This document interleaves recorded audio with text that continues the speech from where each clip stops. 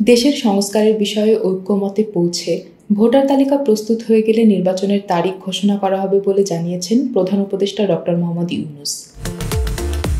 মঙ্গলবার জাতিসংঘ সদর দপ্তরে জাতিসংঘ সাধারণ পরিষদের বার্ষিক অধিবেশনের ফাঁকে আইএমএফ-এর ব্যবস্থাপনা পরিচালক ক্রিস্টালিনা জর্জিয়েভার সঙ্গে বৈঠকে একথা জানান প্রধান উপদেষ্টা। তিনি বলেন, ছাত্র জনতার অভ্যুত্থানের মাধ্যমে স্বৈরাচারী সরকারের পতন ঘটেছে।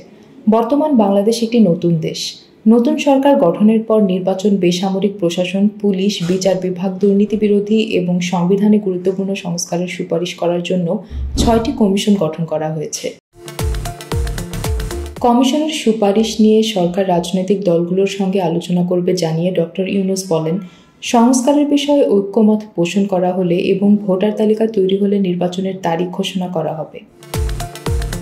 আইএমএফ-এর প্রধান নির্বাহী ক্রিস্টালিনা জর্জিয়েভা এই উদ্যোগে ডক্টর ইউনূসের প্রতি সমর্থন জানান।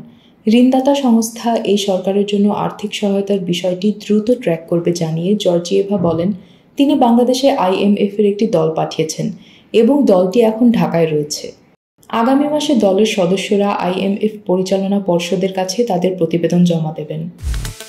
জর্জিয়েভা বলেন, আইএমএফ বোর্ড দলের প্রতিবেদনের ভিত্তিতে বাংলাদেশের জন্য একটি নতুন ঋণদাতা কর্মসূচি শুরু করতে পারে অথবা গত বছরের শুরুর দিকে চালু হওয়া বিদ্যমান সহায়তা কর্মসূচির আওতায় আরও ঋণ দিতে পারে। এছাড়া বাংলাদেশকে পরিবর্তিত দেশ বলে আখ্যা দিয়েছেন আন্তর্জাতিক মুদ্রা তহবিলের ব্যবস্থাপনা পরিচালক ক্রিস্টালিনা জর্জিয়েভা। তিনি বর্তমান বাংলাদেশকে বাংলাদেশ 2.0 আখ্যা দিয়ে দেশের সংস্কারের উদ্যোগে সমর্থনের প্রতিশ্রুতি দিয়েছেন। ইউনূসের সঙ্গে বৈঠকের সময় আইএমএফ-এর ব্যবস্থাপনা পরিচালক বাংলাদেশের সংস্কার পরিকল্পনায় আইএমএফ-এর সমর্থন প্রকাশ করে বলেন, এটি অন্য দেশ, এটি বাংলাদেশ 2.0। বৈঠকে উপস্থিত ছিলেন জ্বালানি, বিদ্যুৎ ও পরিবহন বিষয়ক উপদেষ্টা ফাউজুল কবির খান ও ডক্টর দেবপ্রিয় ভট্টাচার্য। ডক্টর দেবপ্রিয় দেশের অর্থ প্রদানের ভারসাম্য জোরদার করতে আইএমএফ-এর সহায়তার প্রয়োজনীয়তার উপর জোর দেন। তিনি বলেন, বিনিময় হার স্থিতিশীল করতে আইএমএফ-এর ভূমিকা গুরুত্বপূর্ণ হবে।